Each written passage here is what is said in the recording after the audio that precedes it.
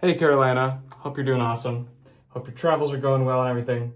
Okay, so today is going to be the recorded lesson where I just show you basically an entire practice session. I mean, it'll only be 10-15 minutes, but that's pretty much what you would I'm going to do what you'd want to do at home basically. And I'm just going to explain exactly what the process is like.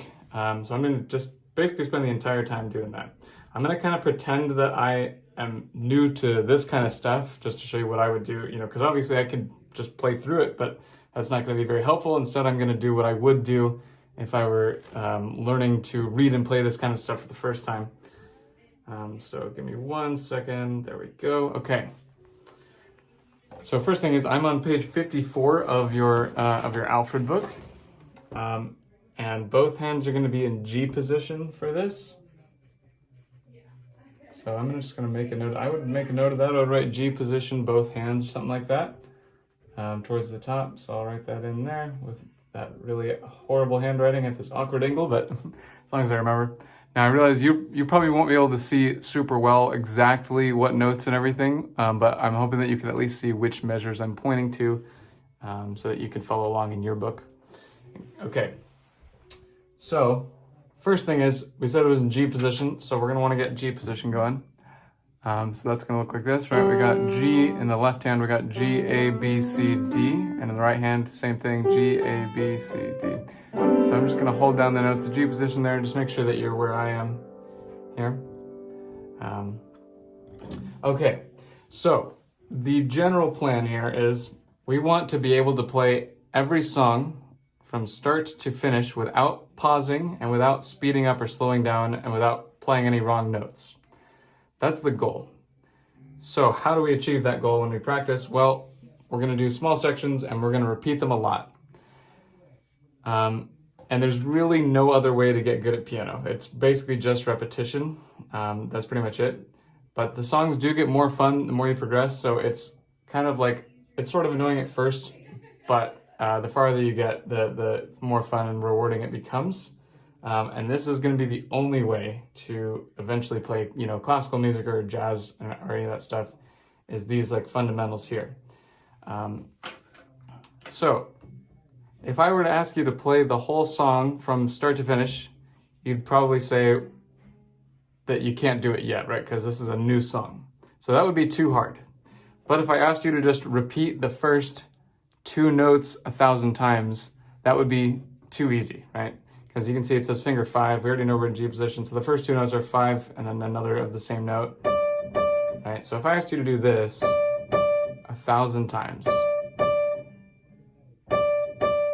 that would be definitely too easy. So the whole thing is too hard, and this tiny little section is too easy. That means somewhere in the middle, it's just right. And that's always where we want to be working. Is where it's just right. So no song is too hard, right? It's because if you make a small enough section, it's actually too easy. So there's always somewhere in the middle where it's just the right amount of difficulty. So maybe that means the first 4 notes.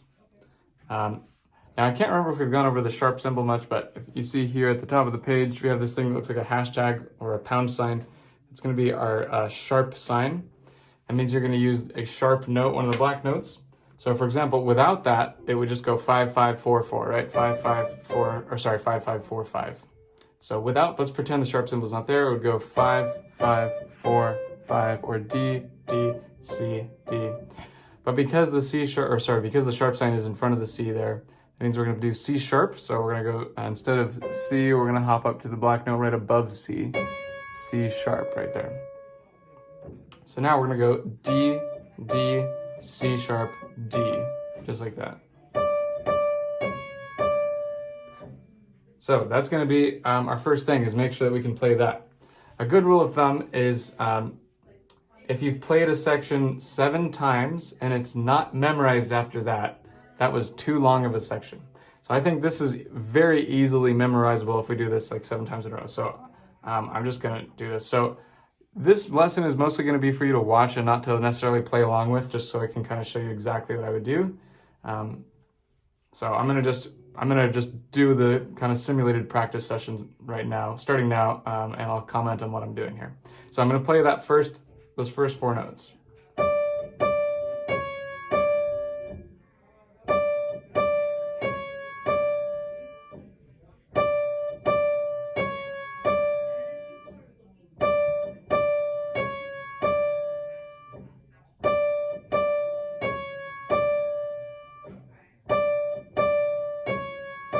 you can see I'm just getting the muscle memory going basically.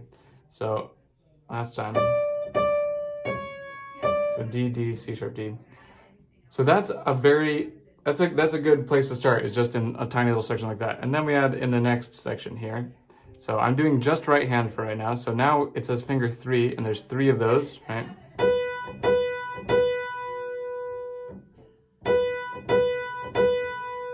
And just maybe one more time. 3, 3, 3, something like that. At this point, I would put these two together to make this full little pattern here. So now starting from the beginning up until the 3 Bs. Now it's tempting to go on from here, but you shouldn't. You should just keep playing that over and over. So I'm gonna do it. I like to make it so that I don't move on until I can play something 5 times in a row with 0 mistakes. I really hold myself to that. So if I go, even if I was on number 5, I gotta start over at 0 again. So that's what I'm gonna do. There's 1. There's 2, right? I'm just repeating the first 2 measures, right hand only. There's 3. Now let's say that this happens. Ah, there was a mistake, right? Wasn't supposed to do that. So now I'm going to start over on 0 again. And I'm going to go a little bit slower this time.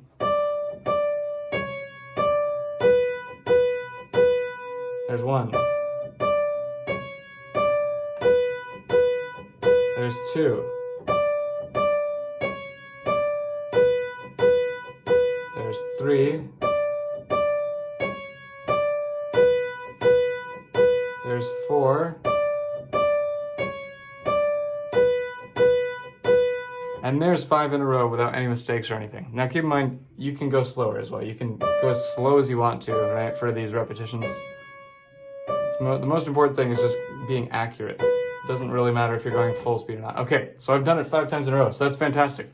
So now I've made a little mini accomplishment in my practice session. That's good, right? It keeps the reward aspect coming. It's also kind of a game if you do the 5 times in a row.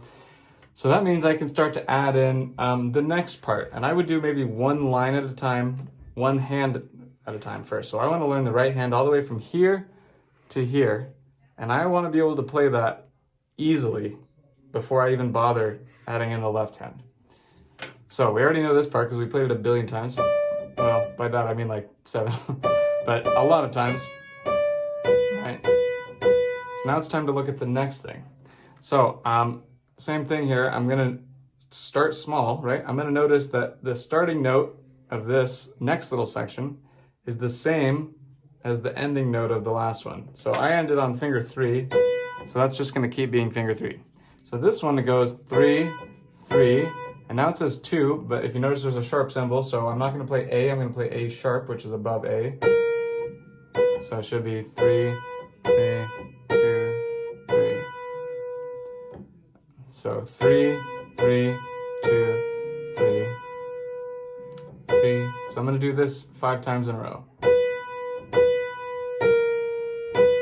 There's 1. There's 2. There's 3. There's 4. And there's 5. Okay. So now I have that memorized, right? And now the next part is quite easy. It's just 1, 1, 1, it says. So now that's super easy, so you don't have to repeat this 5 times, but I mean, you may as well because it's so quick. Right, you can just, it's kind of like Jingle Bells. Anyway, okay, so yeah, there's one. Just do it a few times, get your muscles used to it. Okay, great. So now I can play from here to here, and I'll see if I can do that 5 times in a row. So.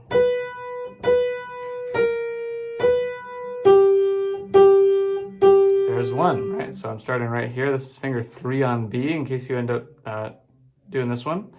Because I'm not sure if you have the travel keyboard with you or not, but if you do and you end up trying this song, which I would recommend, then you can, yeah, just for reference, it'll be finger 3. Okay, so finger 3 on B. So that was 1 time. Let's do it again.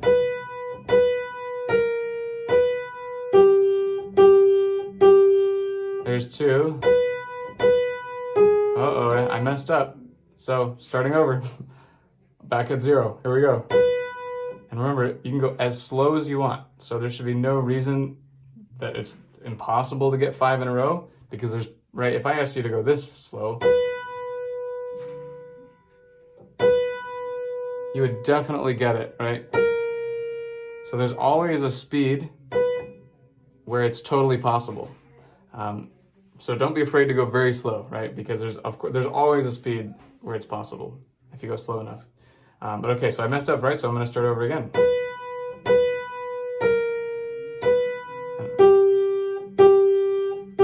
we go, right? And now if I were to keep messing up, I would really want to, just take it very, very slowly, right? Like that. But I'll for brevity, I'll keep going. Okay, there's 2.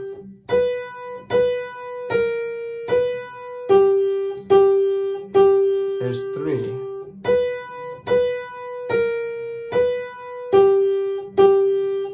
There's 4.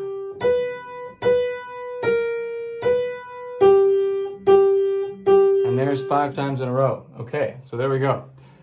At this point, we would try all the way from back here to over here.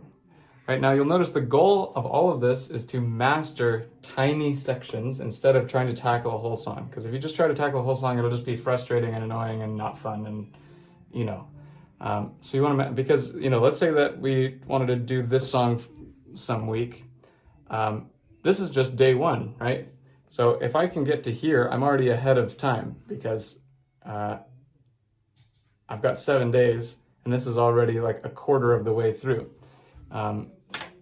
So don't be afraid to just, only do a tiny section for one practice session. Then the next day you can do the next one, and then you can try to put them together, etc., etc. But anyway, so now that I've learned this little section, right, let's remind ourselves how the first part went.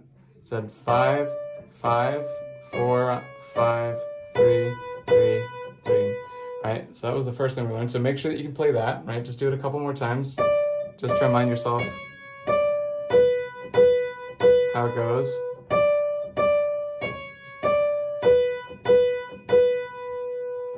And then you can try everything you've learned so far. So that would look like this.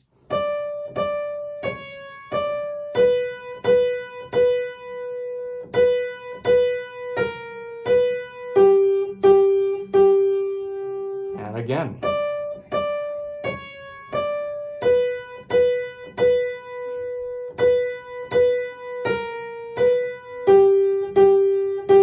And again.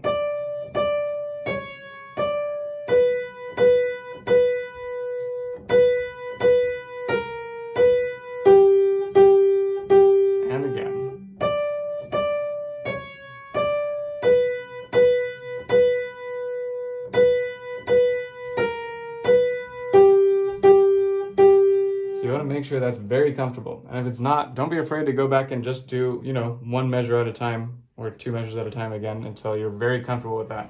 Muscle memory will help you a lot here, so you don't have to think about it. Okay, now we can add in the left hand, which has the much easier part because it's only playing half the time and it's also playing the same kind of thing. So you can see, well, we know it's G position, both hands, because we wrote that up here. So you can see that the left hand is playing fingers 5 and 1, and it's going to do that 3 times in a row. And then if we fast forward over here, now it's playing 3 and 1, so like this. That's all it's doing is, and this. So just make sure you can play both of those separately.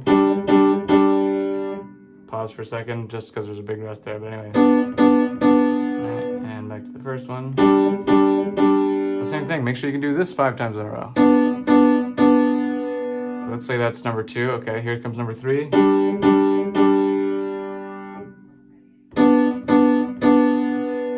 And number 4.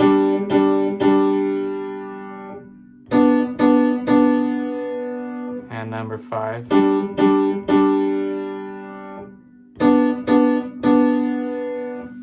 So, now that we have that, even if it looks easy, still just challenge yourself to do it 5 times in a row, basically. Okay. So then the last thing here, I know I'm going a little bit over the usual time, but for recorded lessons, but now you'd want to put the hands together. So as long as you play this left-hand thing, when your right hand is playing these notes, which is B, right? And same thing over here, right? As long as you're playing this left-hand thing, the 3 and 1, as long as you're playing that at the right time, so you can see that the right hand is going 1, 1, 1 there, and you should be able to put both hands together. Very slowly, because it's really awkward to do this. And you could even take it one little section at a time again if you wanted. But it's gonna look like this.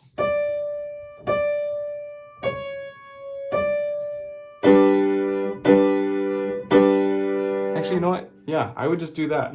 Just do that a bunch, like, see if you can do that 5 times in a row.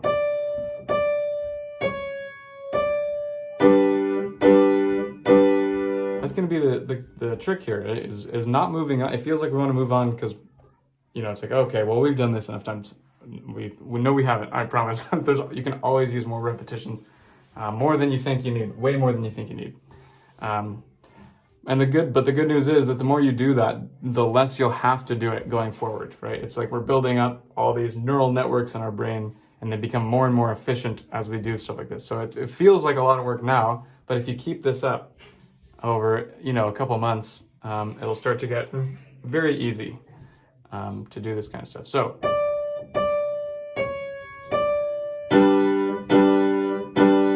right, there's number 2, right?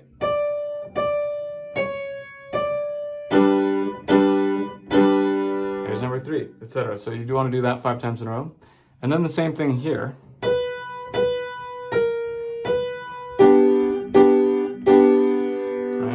Try to do that 5 times in a row and be honest with yourself. If you mess up in any way, even if it's a small way, start over at 0 and go a little bit slower. So once you can do each of these 5 times in a row, then you can do this whole thing. Try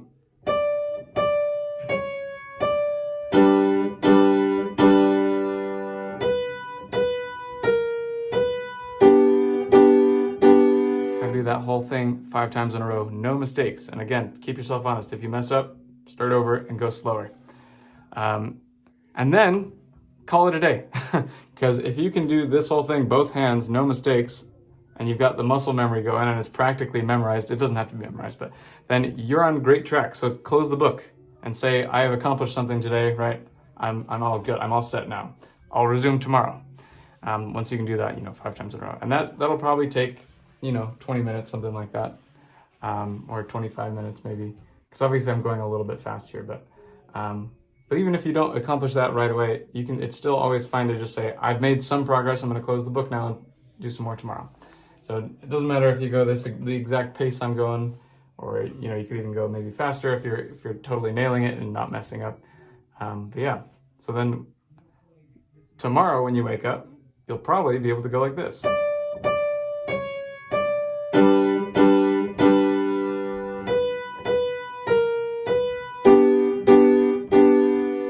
Like that. So I think the biggest thing to take away here is that the only thing that can make you better at piano is repetitions. That's it. There's no way to get good at piano without repeating the same thing over and over. So you want to get used to it. Sometimes it's boring, but honestly, it's mostly fun once you get into it because you always play a little bit better than the last time, and it's quite rewarding. So obviously the next day you would just do that with whatever's next, right? Like doing that 5 times in a row if you haven't already, or trying the same process on the next line. And over the course of a week, you'll slowly but surely have this whole song pretty much mastered. And then you can, come into the lesson and we'll go through it and we'll say, okay, that's awesome. And now let's try another one that's a little bit more fun. Anyway, I went over the time, but just because I wanted to make sure you had everything you needed here. So that is going to be what a practice session should look like. And be sure to reward yourself for doing this stuff right and everything. Okay, there we go. I will see you soon. Have a great week.